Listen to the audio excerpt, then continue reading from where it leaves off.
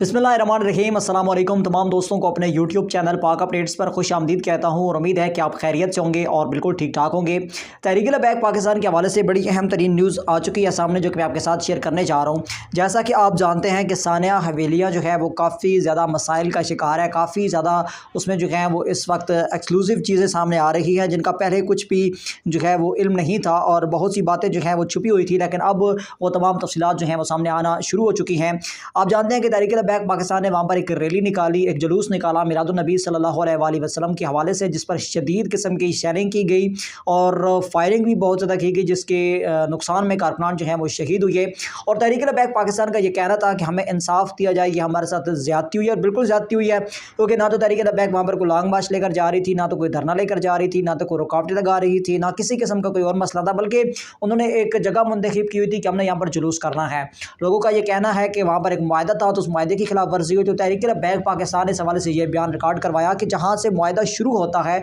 हम उससे ही 3 किलोमीटर पहले जो है अपना जुलूस ख़त्म करके वापस आ रहे थे और हम पर जो है वो अटैक किया गया, हम पर हमला किया गया और हमारे कारकुनान को शहीद किया गया। इस हवाले से पहले तो ये कहा गया कि जनाब ये पुलिस ने किया है, फिर कहा गया कि नहीं, जो वहाँ पर कुछ लोग थे या कुछ ऐसी खबरें फैलाने वाले हुकूमती हिमायती लोग थे, उनका ये कहना था कि ये सिपा सहाबा की जानिब से किया गया है। अच्छा, उसके पीछे भी एक बहुत बड़ी बात थी, क्योंकि आप जानते हैं कि सिपा सहाबा तहरीक लबैक को बहुत ज़्यादा सपोर्ट करती है, बल्कि सिपा सहाबा का तो ये कहना है कि ये हमारे नज़रियाती भाई हैं, यानी कि हमारे जो नज़रिया है उसके ये हमारे भाई हैं। तो इस पर जो है वो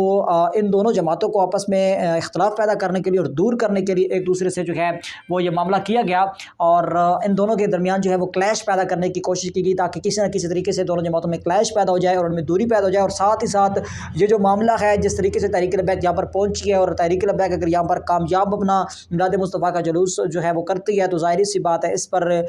जो खैबर पख्तूनख्वा की हुकूमत है उस पर भी बहुत ज़्यादा सवालात उठेंगे कि आखिर उन्होंने तहरीक लबैक को रोका क्यों नहीं। तो उन्होंने ये सारा इल्ज़ाम जो है वो सिपा सहाबा पर डालने की कोशिश की, लेकिन सिपा सहाबा की जानिब से एक नया रुख सामने आया है, उनकी जानिब से एक बड़ा ऐलान सामने आया। इससे पहले मौलवी आज़म तारिक साहब ने भी एक ऐलान जो है वो किया था, लेकिन अब औरंगज़ेब फारूकी साहब जो कि सदर माने जाते हैं सिपा सहाबा जमात के,